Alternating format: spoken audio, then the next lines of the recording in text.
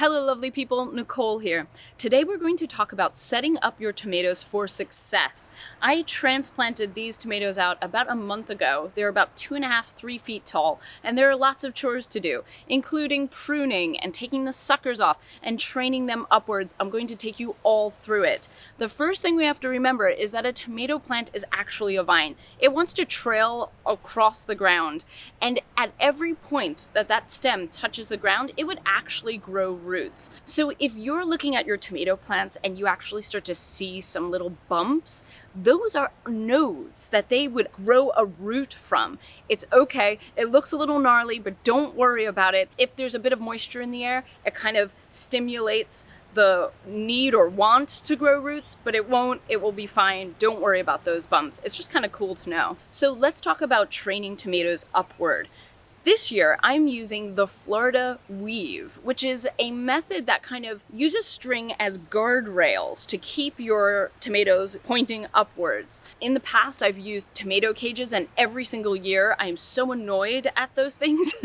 I don't like how you have to get them into the ground. They rust, they bend. So I'm using the Florida weave on most of my tomatoes. I will show you some that I'm growing with just stakes. So how does this work? Basically, you need 2 strong posts on either end of your row. You take twine or string. I'm using organic cotton string that I can just throw in my compost bin at the end of the season. So what you do is you wrap it around one pole at one end of your row, and then you take the string and you bring it to the next pole at the other end of the row, and then back again. So you're basically ring fencing your tomato plants, and you keep that string nice and taut, and you do it over time. You add more layers of string to help keep those tomato plants pointing upwards. As you come out and you check your plants, you want to just make sure that the limbs aren't being pulled down by the string. You might have to bring it up and over the string. It's particularly great for indeterminate tomatoes that will keep growing up and up and up to like 7 or 8 feet tall. Now, as you see, I put these bamboo supports at each plant along the way. You do not have to do this. I just like to give it just a little extra structure in between the weave, but it is absolutely not necessary. If you haven't grown your tomatoes in a straight line, then the Florida weave is not going to help you. In this bed, I have a few random tomatoes, so I've had to stake them. You can use tomato cages if you like. With a stake, you just want to add every 6 inches or so a soft support. So I'm using, again, that organic cotton string, but loose enough that the plant can freely grow without the string cutting into it. Now, let's talk about pruning. Pruning is essential for tomatoes because they will get out of hand super quickly. And one reason I don't like tomato cages is I find that it's kind of difficult to see what's going on there. Whereas this weave, I find it kind of opens up the tomato plants a little bit better.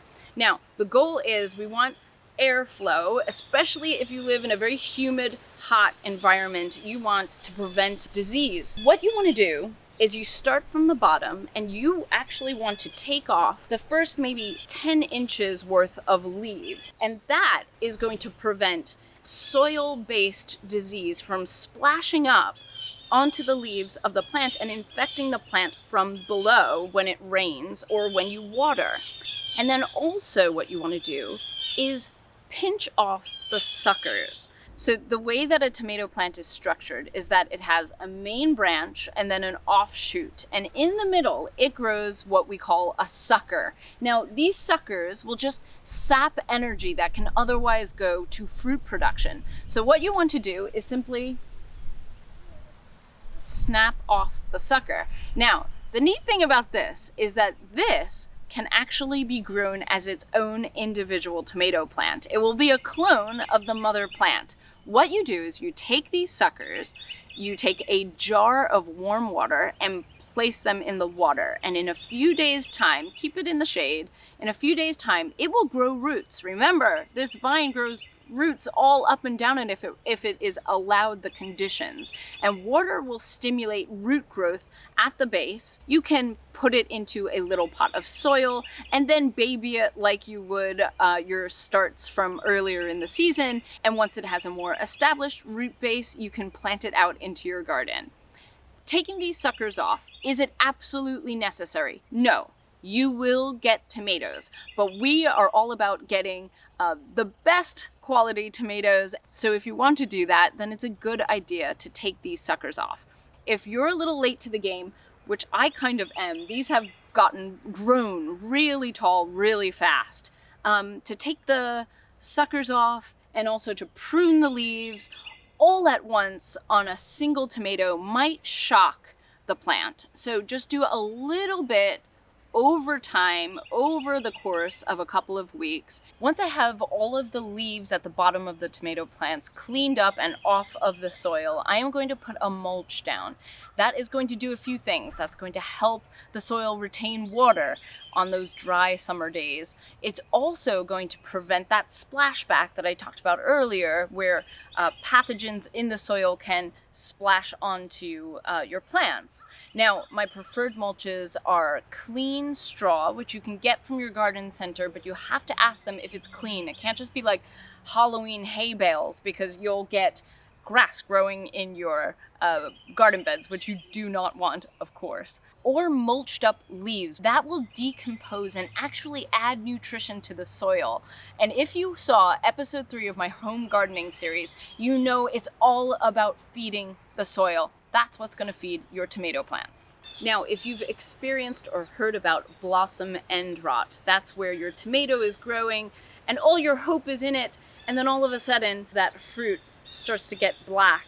What that is a calcium deficiency. Now, I've heard people crush up Tums and put it into their soil as a source of calcium. I've heard of people using crushed up eggshells, but frankly, that won't break down in time for the plant to be properly fed. But really what the issue usually is a water issue. There is calcium in your soil, very likely, but the tomato isn't actually able to suck it up at a proper dosage. And that means you have to water your tomatoes regularly. Now, the best way to do that is to lay down a soaker hose system, which is what I've done in my garden. Super easy. You set a timer or just turn it on, let it drip slowly for an hour, and give your plants a good drink. But if you don't have that and you are manually watering, give it a good drink every few days. Now, I don't mean wetting just the top inch. You want to stand there and soak those roots all the way down for several inches. So it's probably a lot longer than you're used to doing. And you don't want to water from above. That will just promote disease. You want to stay low and water just the base of the plant. Now, typical tomato pests include the tomato hornworm and whitefly. Now, if you come out and you see a bunch of leaves missing from your plants, that's probably the hornworm, which is very camouflaged. So you're gonna have to start picking over the plant. If you happen to find one and it looks like they have little white eggs, little white spikes around and attached to them, those are parasitic wasps. When they come out of those eggs, they are going to take care of that hornworm, no problem. A good way to prevent whitefly is to interplant your tomatoes with marigolds. They actually give off a chemical that's also found in citrus that whitefly doesn't like. I haven't done that in this bed, but I do have marigolds around the garden and I'm hoping they'll work for me. Now, I have over 10 varieties of heirloom tomatoes growing through my garden, all from Baker Creek, who we've partnered with on this home gardening series. Once I start getting some ripe fruit, I'm going to talk about which ones have worked best for me. My earliest producer so far has turned out to be one called Vintage Wine. It has some green tomatoes already. I will be taste testing everything, sharing with you what I've learned with all the different varieties. So make sure you've hit that bell for notifications so you know when all my gardening videos drop. See you next time right here in the garden.